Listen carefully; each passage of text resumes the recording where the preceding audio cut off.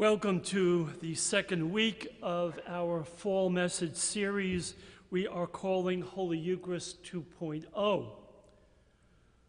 When we say 2.0, we are talking about an upgrade. But why do we need an upgrade?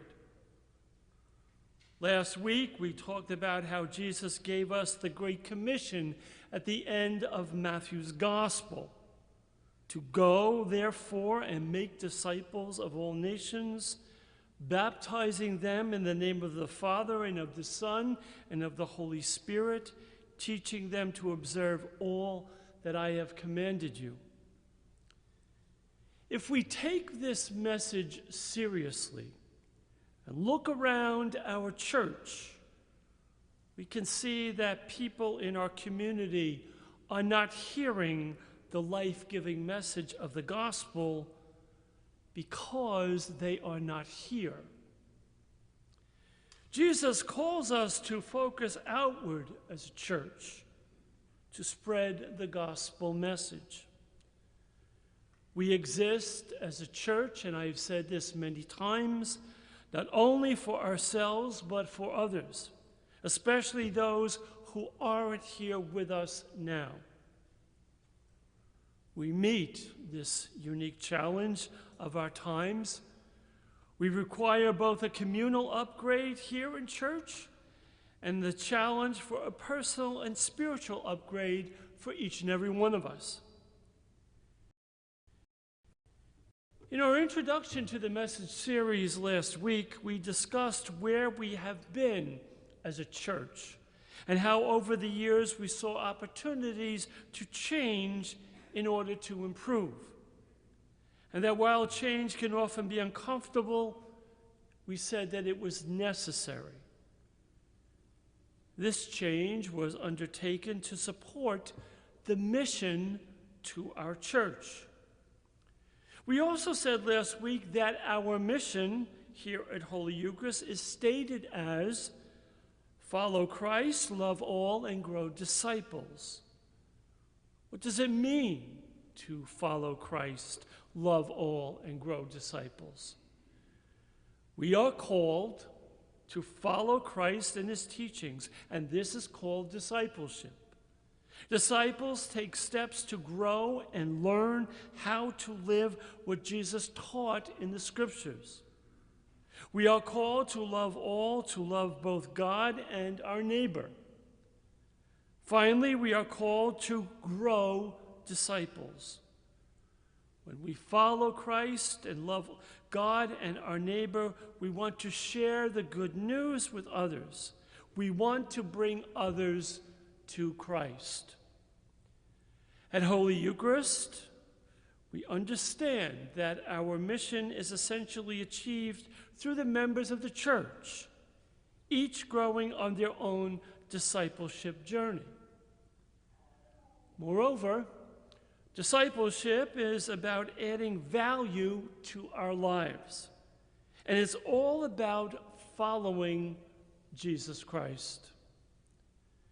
And that's what this series is all about. Introducing you to how you can be a part of this mission as a disciple of Christ, which in turn not only affects you, but affects those around you. As it turns out, successful discipleship all comes down to simple steps. They're simple.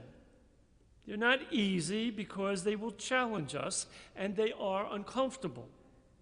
But they are entirely simple and totally worth it. Here at Holy Eucharist, we are working hard to make it easier for you to enter this path of discipleship. To do this, we provide specific steps. And we believe that each of these steps represents a lifestyle choice. Choices that we think are essential to growing in your relationship with Christ. A relationship in which he can change and transform us, because that's what he wants to do, to change and transform our lives for good. So in the course of this series, we are taking a look at each of these steps. But what are the steps here at Holy Eucharist? STEPS is an acronym. So let's take a moment to break it down. S is about service in a ministry and or missions. Jesus called himself a servant, and that's what he wants his followers to be. T is about giving treasure. E is engage, which is how we like to talk about small groups. P is the practice of prayer and the celebration of the sacraments. And the second S is sharing our faith. When we fall in love with Christ and with our church, we are called to share the good news with others. We encourage you to pick a step over the course of this series and go deeper. The step we're looking at this weekend is a great one. In fact, Jesus promises that this step is the path to greatness. Most of us, if not all of us, want to be great. We don't want to be mediocre or simply okay. Maybe not great in the sense of celebrity or fame or fortune, but definitely in the sense of best in class kind of great. Every mom here wants to be a great mom. Every single dad here wants to be a great dad. Every doctor, lawyer, engineer, teacher wants to be great in their profession. We all want to be great in one way or another. But sometimes we may give up on greatness because it seems so elusive. And we are not sure we can achieve it, or it seems to come at a steep cost. And we've tried and failed, and we just don't feel that great. Did you know that ultimately greatness is a choice? It's a step we can choose to take. To understand that choice and the step, we're going to look at a passage from the Gospel this morning where Mark tells us they came to Capernaum, and once inside the house, he began to ask them, "What were you arguing about on the way?" Jesus and his disciples went on so many missionary journeys, after which they would return home to a home base, a town called Capernaum. And while on this particular journey, the disciples were apparently arguing with one another, kind of like the ways your kids argue in the back seat. But just as moms know what their kids are arguing about, Jesus knows what the apostles were arguing about, but he questions them about it anyway, to challenge them and to teach them. We find out why in the next verse. But they remained silent. They had been discussing among themselves on the way who was the greatest. Their thinking was conditioned by the assumption that one day soon Jesus was going to be king. And as part of this inner circle, this entourage, his posse, they could all expect to enjoy positions of power and influence. But human nature being what it is, that wasn't enough. They're arguing about who's going to get the most power and influence. They didn't even understand that Jesus was going to suffer and die soon, and that there would be persecutions and problems ahead. Here they're jockeying for position. And this goes on all the time. We love to make lists and rank people and then figure out where we are in the ranking.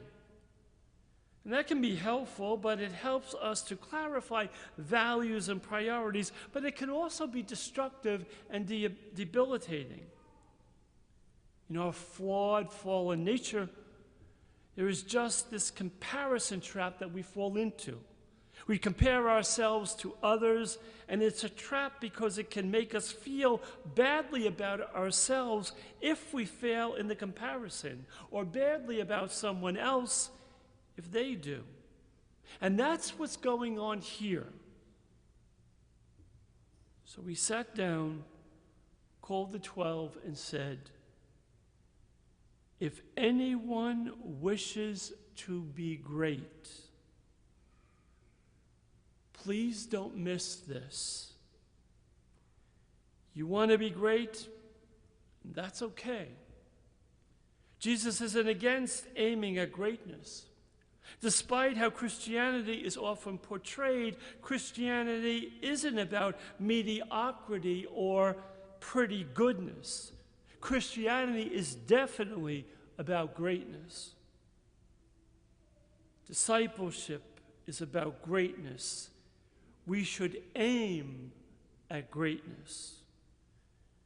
It's just that Jesus takes the human definition of greatness and turns it upside down. If anyone wishes to be great, he shall be the last of all and the servant of all. Instead of being all about power over people, it's about power for people to serve people.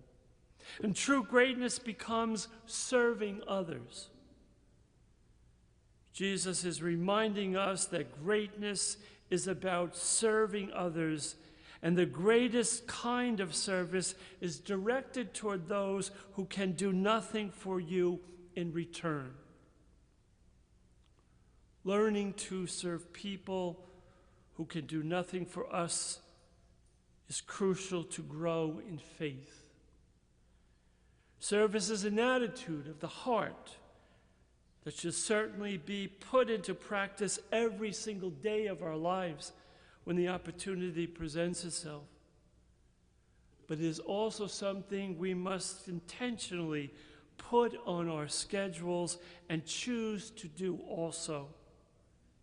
It needs to become part of our lifestyle.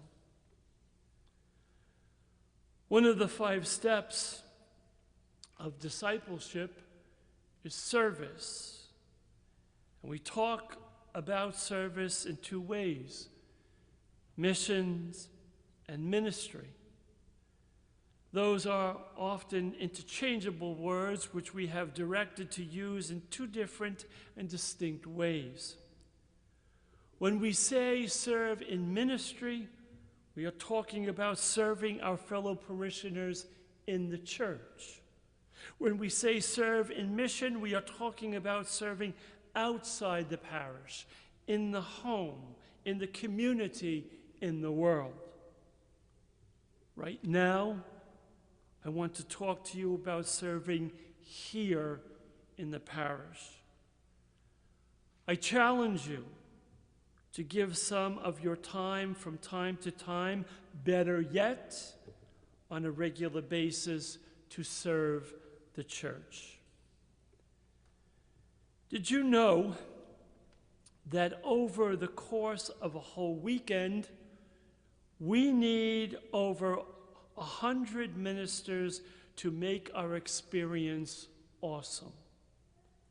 That doesn't even include a lift weekend. And why do we want to make our experience here in church awesome? People come through our doors every single weekend, and many of them are parishioners, but others are coming for the first time or have been away from the church for a long time. We want that experience at our church to be an experience that changes their lives. We need to be ready for new faces each and every weekend. So where are we going as a church? Well, first, we can all be on the lookout for what I call the one-day person. The person who one day will eventually walk through our doors for the first time in a long time, or the first time ever. And he or she is the reason why our weekend ministries need to be excellent at every single point of contact. I encourage you to say hi. Get them a worship aid if they need one. But we can all do more. Consider being a greeter, host minister, join our cafe or children's programs. We have so many ministries here at Holy Eucharist intended to make our weekend experience amazing. If you would like to take the next step and serve, we encourage you to check out our program Match Point. Our Match Point program is where you are introduced to serving here in the parish. Hear a little bit about our weekend ministries and find the right match for you. Our next Match Point is this weekend after this 10:30 Mass at 11:45 a.m. right in the atrium at the Statue of Mary. Come check it out. Discipleship is about following the Lord step by step on the path of greatness. It is following the Lord step by step in the direction of discipleship. A little bit more today than yesterday, a little bit more tomorrow than today. And in the process, discovering a more successful, a greater way to live and to serve.